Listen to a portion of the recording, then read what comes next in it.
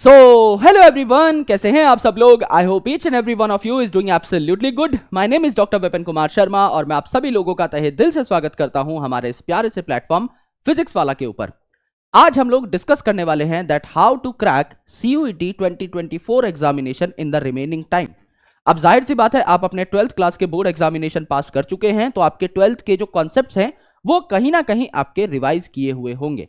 और सबसे अच्छी बात जो है CUET एग्जामिनेशन की वो यही है कि आपको कोर फोकस रखना होता है अपने 12th क्लास के सिलेबस के ऊपर। तो यहां पर आपको एक एज मिलती है बचे हुए टाइम में कॉन्सेप्ट्स को अच्छे तरीके से रिवाइज करने की, क्योंकि अब आपके पास टाइम बहुत कम बचा हुआ है। तो आपको बहुत स्मार्टली चलना पड़ेगा एंड आपको कोशिश करनी पड़ेगी कि आप पूरे के पूरे जितने भी कॉन्सेप्ट्स हैं उनको भी ठीक टाइम पे रिवाइज कर पाएं, उनके क्वेश्चंस भी सॉल्व कर पाएं और उन क्वेश्चंस का एनालिसिस भी कर पाएं। तो this video is for all of you, जहां पर हम लोग सारी बातों को डिस्कस कर रहे होंगे। तो प्लीज मेक श्योर कि आप इस वीडियो को पूरा देखें और जहां आपको कुछ इंपॉर्टेंट पॉइंट मिले उसको आप नोट डाउन करते हुए चले, जिससे कि आपकी प्रिपरेशन में आगे भी हेल्प हो सके और आपको इस वीडियो पे बार बार ना आना पड़े। सबसे पहली चीज जो है वो है कन्फाइंड रिसोर्सेज। हम लोग हमेशा क्या करते हैं, हम लोग सोचते हैं कि ज्यादा ज्ञान वाले का सिलेक्शन होता है ना, और कई एग्जामिनेशन में ये बात सच भी है। लेकिन when it comes to generic examinations ये हमेशा सच नहीं होता। यहां पर जो कन्फाइंड पड़ता है, जो एकदम स्ट्रेटेजिक अप्रोच से चलता है, उसका सिलेक्शन होने के चांसेस 10 टाइम्स बेटर होते हैं। आपका सिलेबस ऑलरेडी बहुत कम है, सिर्फ 12th क्लास का सिलेबस यहां पर है और कुछ 11th क्लास के कॉन्सेप्ट जाहिर सी बात है आपको आने चाहिए, जिससे कि आप अच्छे तरीके से एग्जामिनेशन के लिए तैयार हो पाए। तो कन्फाइंड रिसोर्सेज में क्या आता है, अगर आप वीडियो सीरीज देख रहे हैं, लेट्स से अगर आप प्रवेश बैच के स्टूडेंट हैं, आप किसी और बैच के स्टूडेंट हैं, या अगर आप यूट्यूब पे पढ़ते हैं, तो किसी एक सीरीज को पकड़िए और एक सीरीज को कंप्लीट करिए। तो कोई एक सीरीज आपने पकड़ी और उस एक सीरीज को आपने कंप्लीट कर दिया, ये आपका पहला काम हो गया।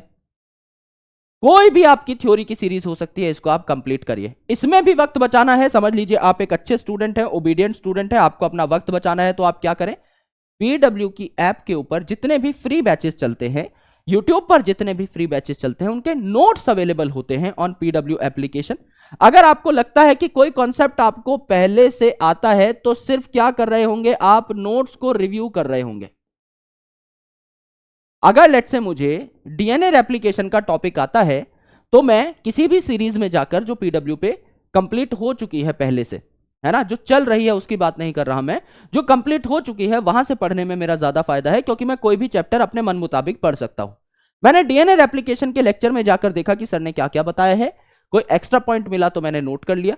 अगर बाकी सारी चीजें नॉर्मल हैं जो मुझे पहले से पता है, इसका मतलब मुझे उस टॉपिक की वीडियो दोबारा देखने की जरूरत नहीं है। मैं सिर्फ उन टॉपिक्स की वीडियो देखूंगा जो कि मुझे नहीं आते। That's how you can minimise your time, है ना, तभी तो आप बहुत बेहतर तरीके से चीजों को समझ पाओगे दोस्त। तो यहां पर आपको सिर्फ नोट्स रिव्यू करने हैं उन टॉपिक्स के जो आपको पहले से आते हैं। तो एक सीरीज कंप्लीट करिए और एक सीरीज कंप्लीट करने के बाद एक बुक कंप्लीट करिए, राइट, वन बुक कंप्लीट। अब this book can be anything, है ना, this can be NCERT, this can be botany, physics, chemistry, made easy, कोई भी चीज जो आप कंप्लीट करना चाहते हैं उसको कंप्लीट करिए। लेकिन 2-3 किताबें आधी अधूरी पढ़ने से बेहतर हमेशा यह रहता है कि आप एक किताब को, चाहे वो छोटी ही क्यों ना हो, उसको कंप्लीट करें, क्योंकि दुनिया में ऐसी कोई किताब नहीं बनी जिससे पढ़ के आप दुनिया के हर सवाल का जवाब दे पाए, राइट। तो जाहिर सी बात है, आप बायोलॉजी में कोई भी किताब पढ़ेंगे, कोई ना कोई क्वेश्चन आपका ऐसी किसी टेस्ट सीरीज में आ जाएगा जो आपको नहीं आता होगा। तो आपको सप्लीमेंटेशन टेक्निक का यहां पर इस्तेमाल करना है, यानी कि अगर आपने कोई कॉन्सेप्ट पढ़ा, आपने उसका टेस्ट दिया और टेस्ट में कोई अलग सा क्वेश्चन आ गया, तो क्या हम डिप्रेस हो जाएं? नहीं, वो जो क्वेश्चन है उसको सॉल्व करने की राइट स्ट्रेटजी क्या है उसको मैं अपने नोट्स में ऐड कर लूंगा।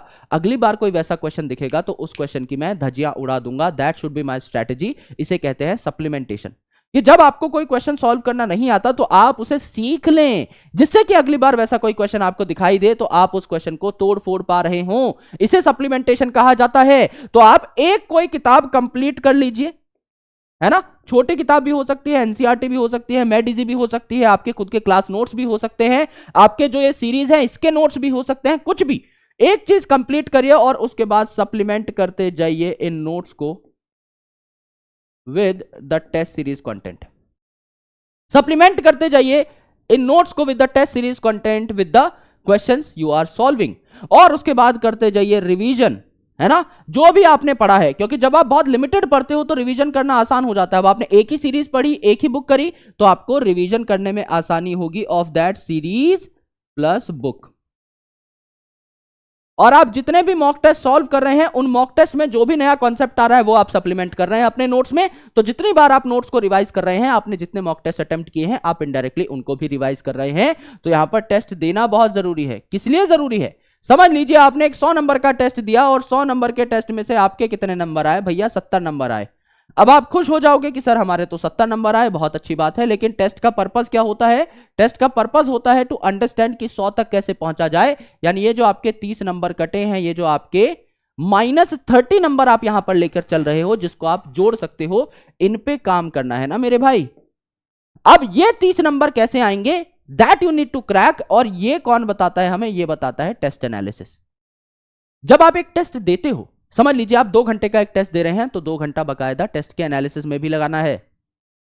तभी तो आप सीख पाएंगे कि आपने क्या क्या गलतियां करी। जितनी कम गलतियां, उतना आपका मॉक टेस्ट एनालिसिस का टाइम रिड्यूस होता जाएगा। और जब आप 10, 12, 15 टेस्ट दे लेंगे, जो कि आपकी एकदम खासी रिस्पॉन्सिबिलिटी है इस टाइम पर कि आप 10-15 टेस्ट जरूर दें आपके रियल एग्जामिनेशन से पहले, तो आपको पता लग जाएगा कौन कौन से कॉन्सेप्ट रिपीट हो रहे हैं, किन सब कॉन्सेप्ट से ज्यादा सवाल आ रहे हैं। आप ये सारी बातें बता पा रहे होंगे। And mindset to crack examination की भाई पहले तो हमें यही क्लियर होना चाहिए कि हम पॉजिटिव है या नहीं, ये एग्जाम हमारे लिए है ना, यही है या नहीं, इसको हम क्रैक कर पाएंगे या नहीं। ये माइंडसेट बहुत जरूरी है। आपको एकदम क्लैरिटी होनी चाहिए कि जब तक मेरा पेपर नहीं हो जाएगा, मैं रुकूंगा नहीं, झुकूंगा नहीं, थकूंगा नहीं। मेरी रिस्पॉन्सिबिलिटी है इस पेपर को क्रैक करना, because it is going to land me a very good seat. एक बहुत अच्छी यूनिवर्सिटी में एक बहुत अच्छी सीट मिलेगी। तो मेरा माइंडसेट एकदम पॉजिटिव होना चाहिए, क्योंकि मैं कहीं भी हार नहीं रहा हूं।